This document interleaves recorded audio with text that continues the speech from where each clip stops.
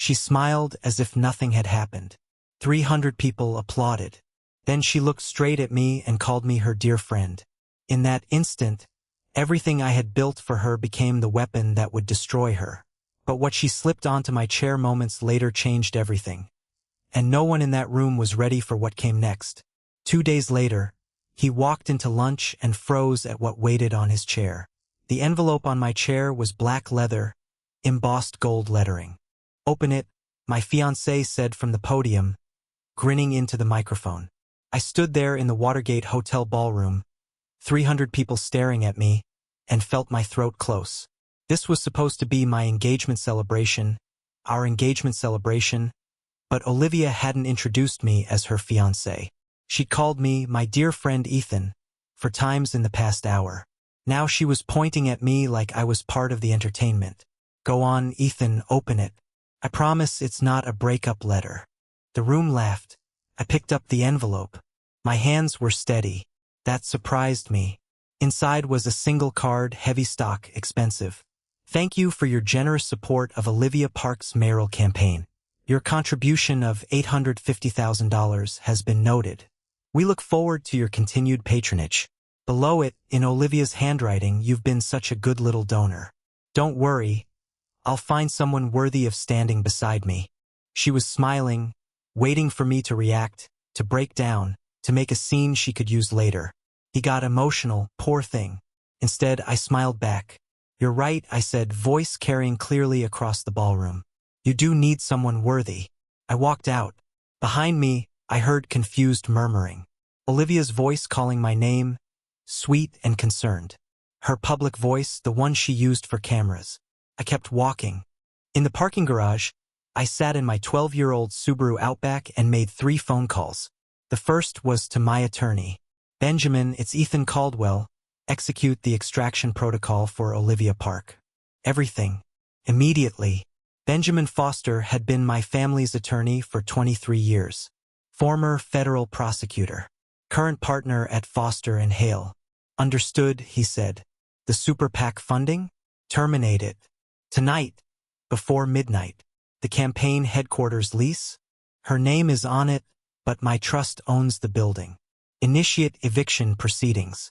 Give her the legal minimum notice. The staff salaries? Those are paid through the Park Campaign Fund, which is funded entirely by the Caldwell Foundation. Cut off all transfers. And the media consultant contracts? Void them. Breach of moral character clause. I'll send you the documentation." I hung up. The second call was to my cousin, Dr. Sophia Caldwell, Chief of Staff at Georgetown University Hospital. She'd been begging me to join the board of directors for 2 years. "Sophia, I'm ready to accept that board position, but there's something you need to know about one of your donors first." The third call was to my grandfather, Richard Caldwell III, former Secretary of Commerce, current CEO of Caldwell Holdings, the kind of man who had presidents on speed dial. "Ethan," he said, voice warm. "How's the engagement party?" "It's over." Silence. "Then what happened?" She called me her dear friend in front of 300 people, then made a joke about how much money I've given her campaign. "That girl has no idea who you are." "Does she?" "No, sir." "Good. Keep it that way until tomorrow. Then burn her entire house down. Legally. Already started." He laughed. A sharp, satisfied sound. "That's my grandson. Call me when it's done." I drove home in the rain, watching the Washington Monument disappear behind fog, and felt nothing. Not anger, not sadness, just clarity. The problems started 8 months ago, though I didn't recognize them at the time. I'd met Olivia at a Georgetown fundraiser. She was running for city council. Young, ambitious, photogenic, the kind of candidate who looked good on posters and spoke in sound bites that tested well with focus groups. I was there representing my family's foundation. We donated to the venue. Quiet money. No recognition expected. Olivia approached me first. "You look bored," she said, champagne in hand. "Networking events aren't my thing." "What is your thing?" "Urban development policy, specifically affordable housing initiatives." She blinked. "Seriously? I wrote my thesis on it. Johns Hopkins Public Policy Program." Her smile shifted, became genuine. "That's actually what my campaign is focused on. Have you read the Foster report on housing displacement? We talked for 2 hours. She was smart, well-informed, passionate about the right things. When she asked for my number, I gave it to her. Our first date was at a Thai restaurant in Adams Morgan. She insisted on splitting the check, said she didn't believe in traditional gender roles or the expectation that men should pay. I respected that. Our second date was a walk through the National Arboretum. She talked about her vision for DC, affordable housing, education reform, police accountability. She had plans, real detailed plans. I fell for her vision before I fell for her. By month 3, we were serious. She met my parents, or rather, she met my parents believing they were retired teachers, which was technically true. They'd both taught economics before my grandfather recruited them into the family business. She never asked what the family business was. I didn't volunteer. Operational security. Keep your private life private. Never let people treat you differently because of your name. My grandfather's rules. I'd lived by them for 29 years. By month 6, Olivia was running for mayor. An aggressive jump, city council to mayor, but her polling was strong. Young voters loved her, progressive donors loved her, and I loved her. So when she asked me to help with her campaign, I said yes. She needed funding, lots of it. Mayoral races in DC cost millions. I set up a super PAC through my family's foundation. Nothing illegal, completely transparent, legally speaking, but structured, so the money came from Caldwell Foundation without highlighting that I was in Caldwell. Olivia thought the foundation liked her policies. She had no idea I was the foundation. I leased her a campaign headquarters, prime location, 14th Street corridor, 20,000 square feet. She thought she'd gotten a sweetheart deal from a friendly landlord. She didn't know my trust owned the entire building. I hired her senior staff, connected her with consultants, made introductions to donors who mattered. She thought I was just well connected. She didn't know I was the connection, and I told myself it was fine, that I was supporting her vision, that she'd earned the help, but the truth was simpler. I was in love, and I was hiding who I was because I wanted to be loved for who I was, not what I had. Classic mistake. The first red flag came in March. Olivia and I were at her campaign headquarters. Late night, she was stressed about polling numbers. I need a bigger media buy, she said, staring at spreadsheets. But we're tapped out. The foundation maxed out their contribution limit. There are other donors, I said carefully. Who? I called everyone. Nobody wants to commit until they see movement in the polls. What about personal wealth? She looked at me. Ethan, I don't have personal wealth. My parents are accountants. I work in nonprofit development. This campaign is bankrupting me. I could help. With what? You're a policy consultant. You make, what, $60,000 a year? I'd never told her I was a policy consultant. She'd assumed it. Something like that, I said. Then how would you help? You're barely covering your own rent. I actually owned my condo outright, but she'd seen my Subaru, my off-the-rack clothes, my refusal to eat at expensive restaurants, and built a story. I was the struggling but passionate policy wonk who believed in her vision. It wasn't entirely wrong. I did believe in her vision, but I wasn't struggling. I'll figure something out, I said. That night, I transferred another $200,000 into the super PAC, routed through 3 intermediary organizations, completely legal, completely invisible. Olivia's media buy went through. She never asked where the money came from. The second red flag came in May. We were at a donor dinner, high-dollar event, $1,000 a plate. I'd bought a table, 8 seats, filled them with family friends, people who donate to Olivia's campaign as a favor to me. Olivia worked the room brilliantly, shaking hands, remembering names, making everyone feel important. But when she got to our table, something shifted. She introduced me to a major donor, Jonathan Mercer, CEO of a regional development firm. "This is Ethan," she said, hand on my shoulder. "He's been such a great supporter, helps with policy research, very detail-oriented, like I was her assistant." Mercer looked at me. "You work for the campaign?"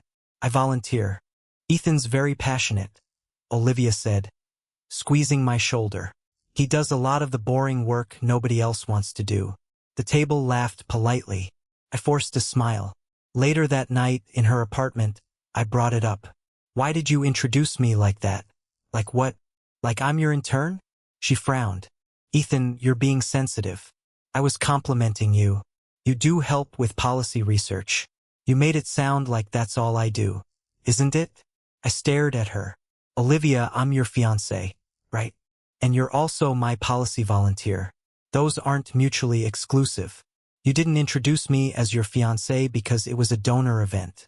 I need them to see me as professional, serious, not as someone who brings her boyfriend to work functions. We're engaged. And that's personal. This was business. She kissed me on the cheek and went to bed. I sat on her couch for 2 hours, trying to convince myself she was right, that I was being overly sensitive, that separating personal and professional was smart. But something in my chest had gone cold. The third red flag came in July.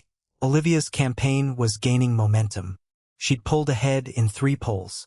Major endorsements were coming in. She was also getting more public attention. News interviews, podcast appearances, magazine profiles. One profile in DC Metro magazine included a photo spread of her authentic life. There were pictures of her apartment, her campaign office, her jogging route. I wasn't in any of the photos. The article mentioned she was focused on her career and not interested in romantic distractions. When I asked her about it, she shrugged. The photographer wanted to include you. I said no. Why? Because it would raise questions. People would want to know who you are, what you do, how we met. And frankly, Ethan, your story isn't interesting enough to help the campaign. My hands went cold. My story. You're a policy consultant. You volunteer for progressive causes. That's great, but it doesn't add anything to my narrative. I'm your fiancé, right? And that's why I'm protecting you from scrutiny. If people started digging into your background, asking questions about your family or your finances or your connections, it could create problems.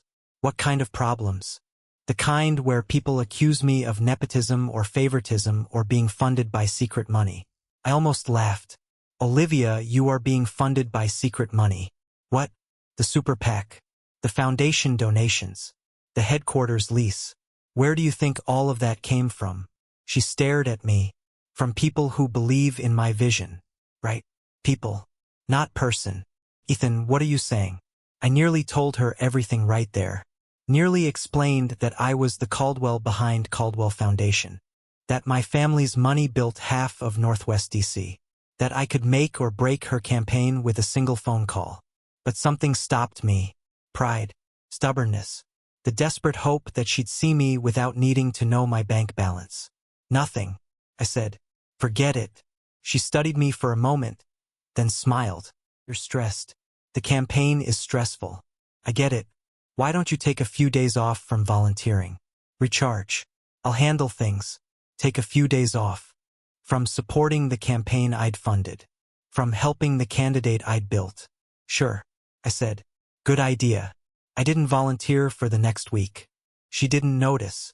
The fourth red flag, the one that should have been the last, came in August. Olivia's campaign manager quit. Personal reasons. Family emergency. Gone in 48 hours. She was panicking. I need someone immediately. Someone who knows the campaign inside and out. Someone who can keep everything running. I could help. I said. Ethan, no. This is a professional position. I need someone with experience. I have experience. In policy research. This is campaign management. Strategy. Fundraising. Media relations. You've never done any of that. I've been doing all of that. For her. For 8 months. But she didn't see it. She hired someone else. A consultant from New York. Expensive. Abrasive. Someone who immediately started questioning every decision the previous manager had made.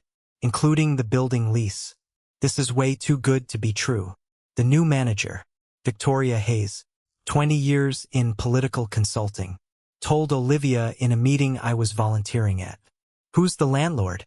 I don't know. Olivia said. The lease is through some trust. Caldwell Holdings or something. Victoria's eyes narrowed. Caldwell Holdings. The development company? I guess. Olivia, do you know who they are? They're one of the biggest private real estate firms in the region. They don't give sweetheart deals to political campaigns. Well, they did. Why? Maybe they like my housing policy? Victoria looked skeptical but dropped it. I sat in the corner, invisible, and watched them discuss my family's company like it was a mystery. The engagement party was Olivia's idea. We need to formalize our relationship publicly, she said in September. Show donors that I'm stable, committed, ready for leadership. I thought you wanted to keep our relationship private. That was before. Now I'm the front runner. People want to see the whole package. The whole package. Me and my life partner. Someone who supports my vision. Your fiancé, right? But we need to be smart about how we present it. We spent 2 weeks planning. Olivia invited 300 people. Donors, politicians, journalists, community leaders. I invited no one. Don't you want your family there? She asked. They're low-key people. This isn't their scene. What about friends? I'll celebrate with them separately. The truth was simpler.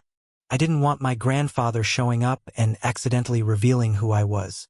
Didn't want my cousin mentioning the hospital board. Didn't want anyone connecting the dots. I was still hoping Olivia would see me first. The party was held at the Watergate Hotel. Olivia's choice. Iconic. Historic. Perfect for photos. The bill was $23,000. I paid it through a shell company. Olivia thought a donor had covered it.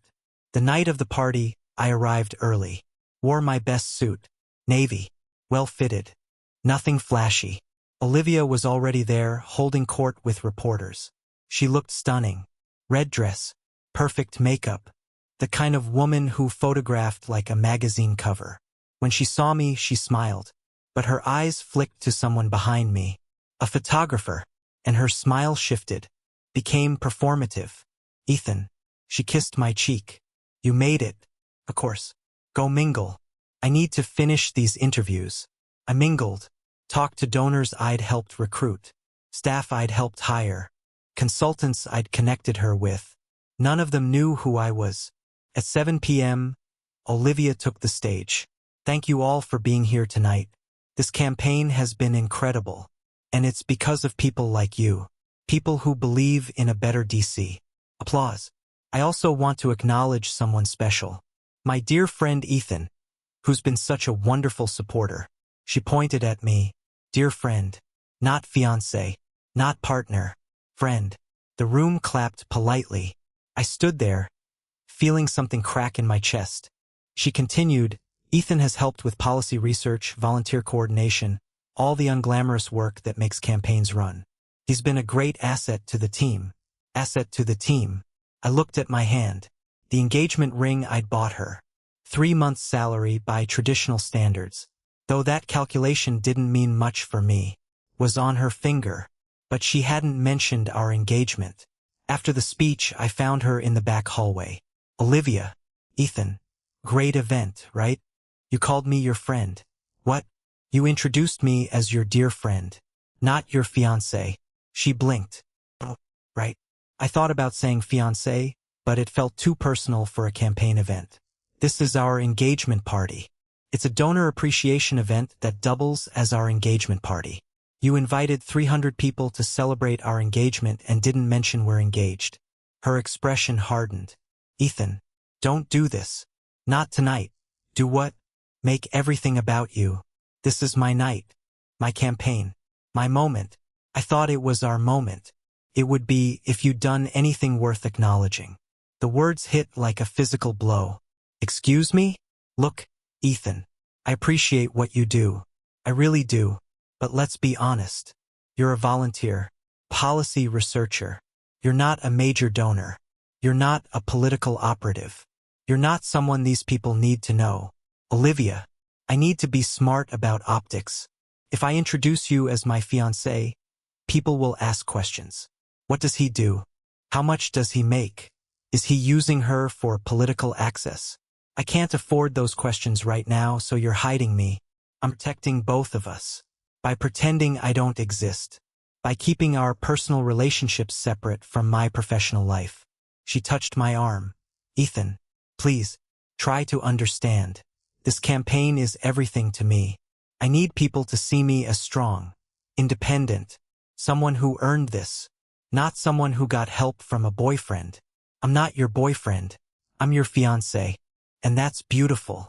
But tonight, can you please just let me have this moment? I looked at her, really looked at her, and saw someone I didn't recognize. Sure, I said quietly, have your moment. I walked back into the ballroom. That's when I saw the envelope on my chair. The black leather envelope with the thank you note about my generous donation. And I knew she'd put it there. Private joke. A reminder that my role was to write checks, not stand beside her. I opened it in front of everyone. Read the note. Felt 300 pairs of eyes on me. And I left. Benjamin called me at midnight. It's done. Super PAC funding terminated. Building lease voided. Staff contracts canceled. Campaign account frozen. She'll wake up to a very different financial reality tomorrow. What about the media consultants? They're pulling their teams. Breach of contract. They'll announce it publicly. Makes them look principled. Good. Ethan, you should know. This is going to destroy her campaign. She has nothing without your infrastructure. I know. You're sure you want to do this? I thought about the envelope on my chair. The way she'd called me her dear friend in front of 300 people. The 8 months of pretending I was small so she could feel big. Yes. Okay. One more thing. Your grandfather asked me to prepare a press statement. In case this becomes news. What kind of statement? The kind that clarifies the Caldwell Foundation's reasons for withdrawing support. Moral character concerns. Misrepresentation of endorsements. That sort of thing. Hold it. Don't release it unless she makes this public first. Understood. I hung up and sat in the dark, watching the Washington Monument blink red in the distance. The next morning my phone exploded. Texts from Olivia. Calls. Voicemails. Ethan, what happened? The campaign account is frozen. The headquarters is being evicted. The consultants are backing out. Ethan, call me. I didn't answer. Instead, I met with Sophia at Georgetown University Hospital. She was waiting in her office. Corner suite. 15th floor. View of the Potomac. Dr. Sophia Caldwell. Johns Hopkins Medical School. 15 years in cardiac surgery. Chief of staff for 3 years. Ethan. She stood smiling. I'm thrilled you're joining the board, though I suspect this is going to make waves. Why? Because you're in Caldwell. And you've been invisible for years. People are going to ask questions.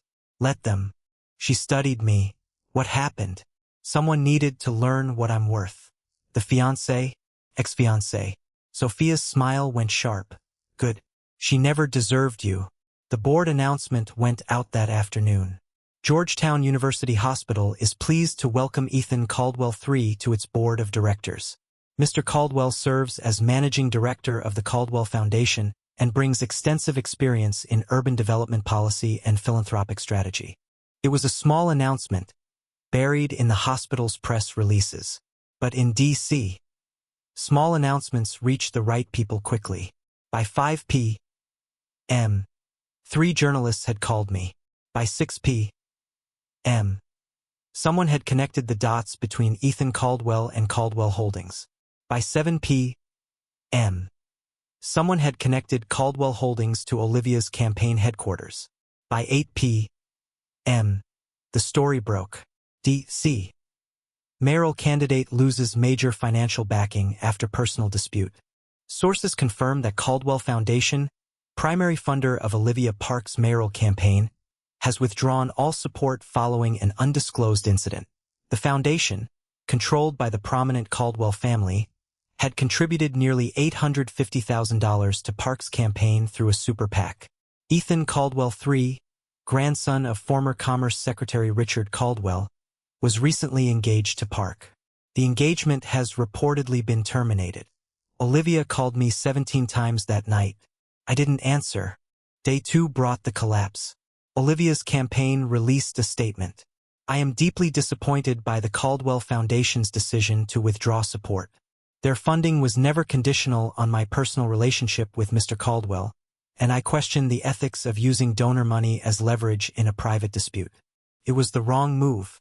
Benjamin released our counterstatement immediately. The Caldwell Foundation withdrew support due to concerns about Ms. Park's character and integrity. Our funding decisions are based on alignment with our values. Recent events revealed a pattern of behavior inconsistent with those values. We wish Ms. Park well in her future endeavors. Pattern of behavior, character concerns, the kind of language that makes donors nervous. By afternoon, 3 more major donors had pulled out.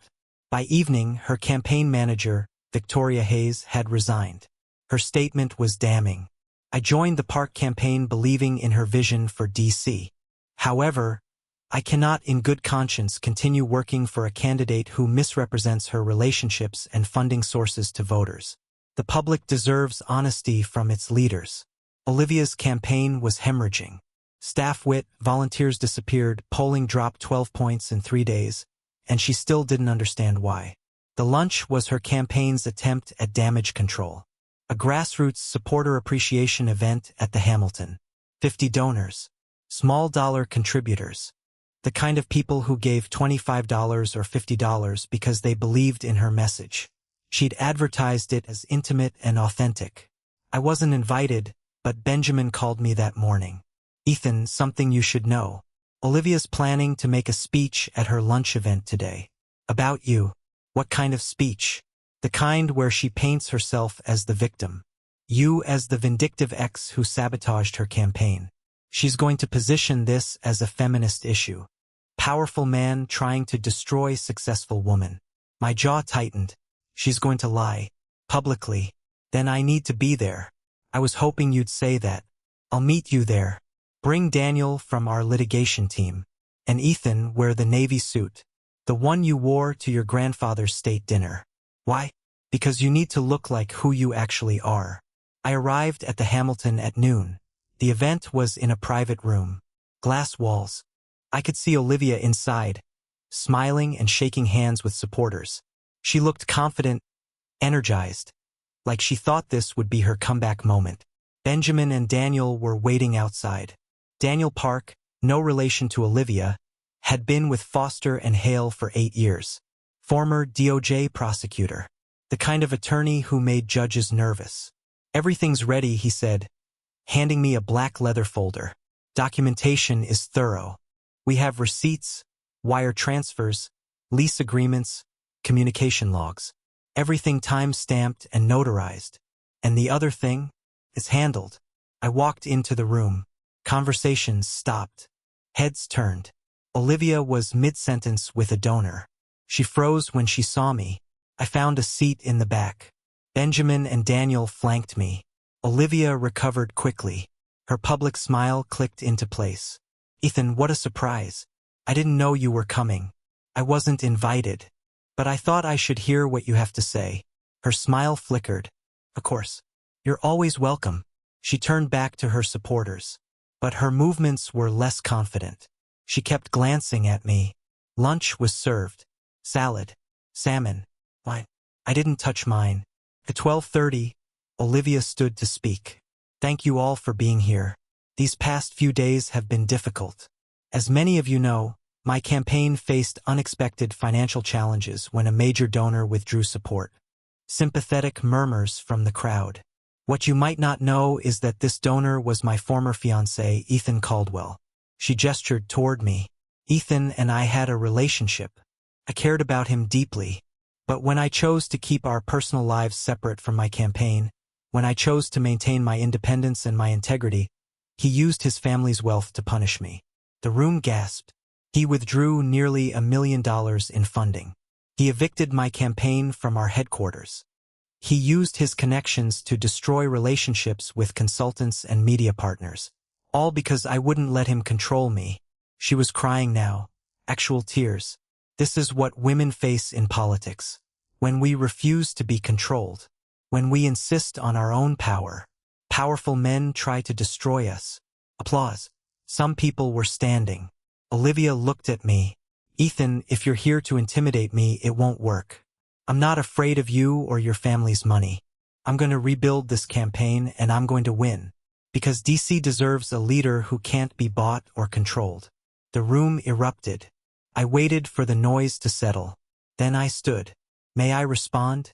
Olivia blinked. This isn't really a debate format. It's not a debate. It's a clarification. Support candidates quietly. Let the work speak for itself. I opened the folder. For 8 months, I supported Olivia's campaign. Not just financially, but structurally. I leased her the campaign headquarters through my family's trust. I connected her with consultants. I helped develop her policy platform. I introduced her to donors who became major contributors. I pulled out the first document. Here's the wire transfer showing the initial Super PAC funding. $200,000. February 14th. I held it up so the room could see. Here's the lease agreement for the campaign headquarters. Caldwell Holdings to Park for Mayor campaign. Below market rate. $14,000 a month for a space worth $40,000. Another document. Here are the consultant contracts. Media strategy. Digital advertising. Opposition research. All paid through the Caldwell Foundation. All at my direction. The room was silent now. Olivia told you I withdrew funding to punish her for maintaining her independence. That's not accurate. I pulled out my phone. Called up a photo. This is the envelope I found on my chair at our engagement party. An engagement party she invited 300 people to, but never mentioned we were engaged. I showed them the thank you note. The one mocking me for being a generous donor. She put this there. As a joke. A reminder that my role was to fund her campaign. Not stand beside her as her partner. Olivia's face had gone white. She called me her dear friend in her speech that night. Not her fiancé. Friend. Because acknowledging our relationship would make her look weak. Dependent. Less impressive to donors. I looked at her. You told me I wasn't interesting enough to help your campaign. That my story wasn't worth telling. That I should stay in the background where I belonged. Ethan, I didn't mean you meant exactly that. And that's fine. You're entitled to your opinion about me. But you're not entitled to my money, my family's connections, or my continued support while you humiliate me publicly. I turned back to the crowd. I didn't withdraw funding to punish Olivia for being independent.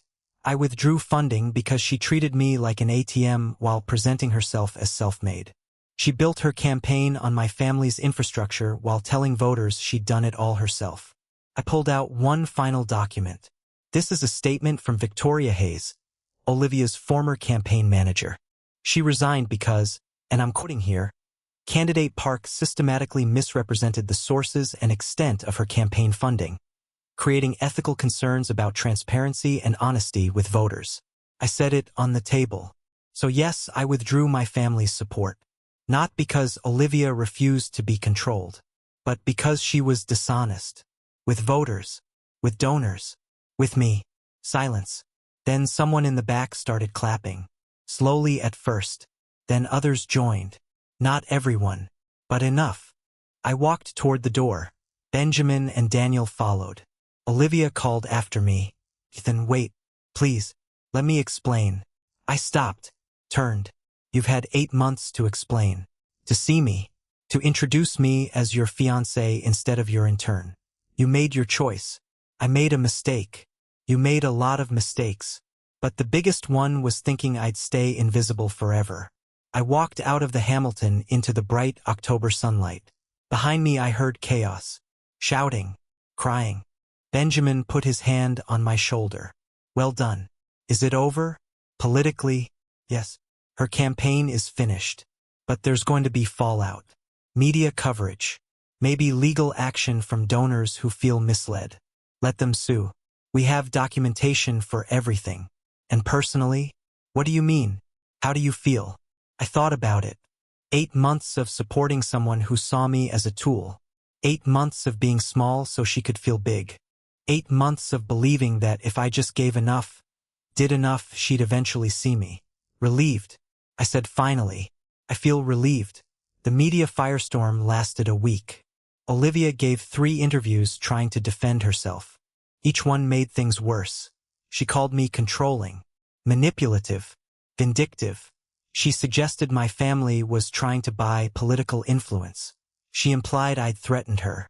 Each accusation was carefully documented and disproven by Benjamin's team. Bank records showing every transaction was voluntary.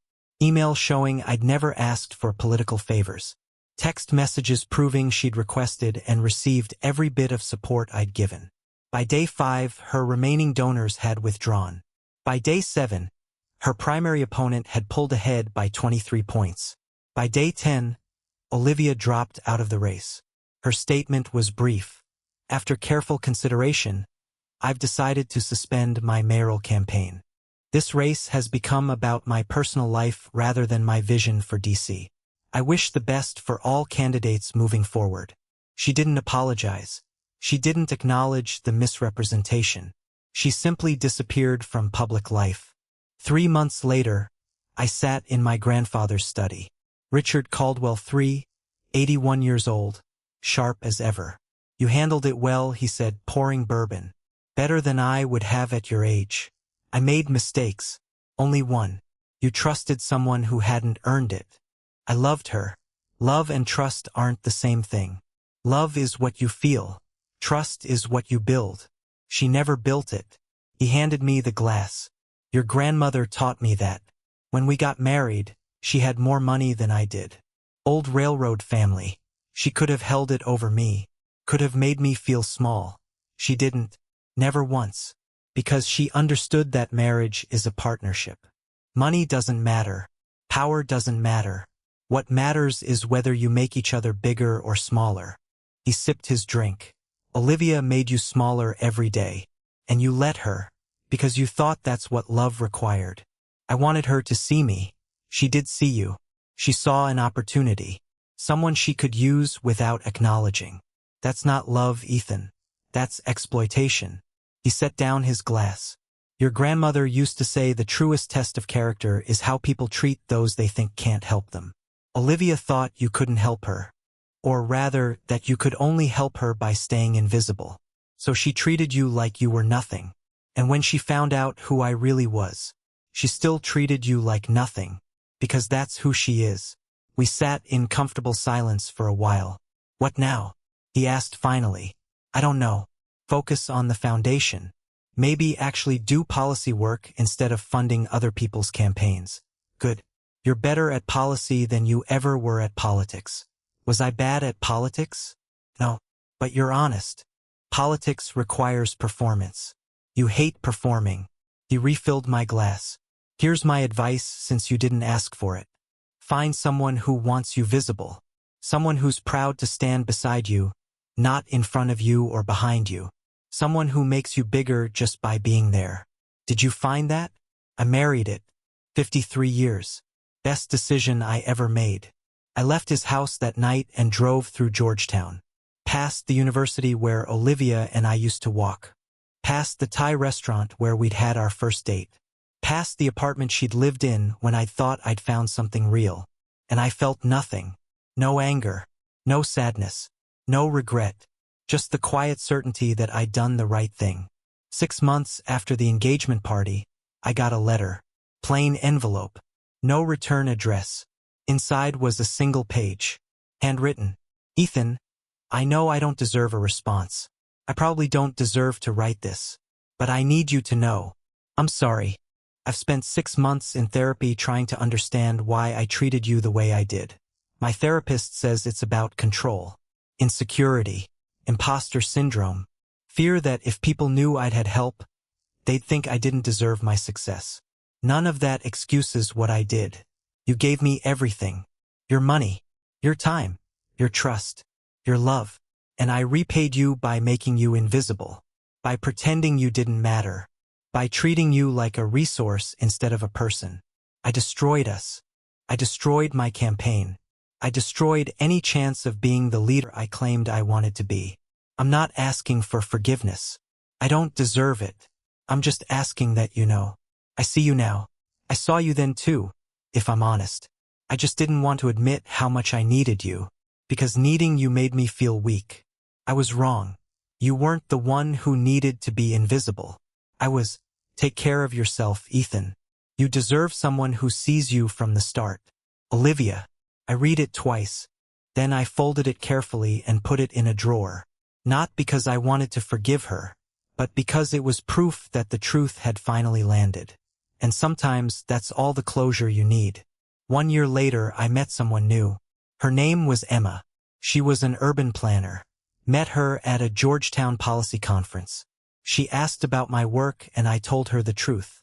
I ran my family's foundation, focused on affordable housing development. Caldwell Foundation, she said. You're that Caldwell? Yes. I've been trying to get a meeting with you for 3 months. Your housing model is brilliant. We talked for 2 hours. About policy, about vision, about what cities could be if we built them right. On our 3rd date, I told her about Olivia. She listened quietly, then said that must have been incredibly painful. It was. Do you regret it? Walking away? No. I regret taking so long. She smiled. Good. Because I need you to know. I don't date invisible people. If we do this, I'm gonna brag about you. A lot. Obnoxiously, probably. Is that okay? I laughed for the first time in months. Yeah, that's okay.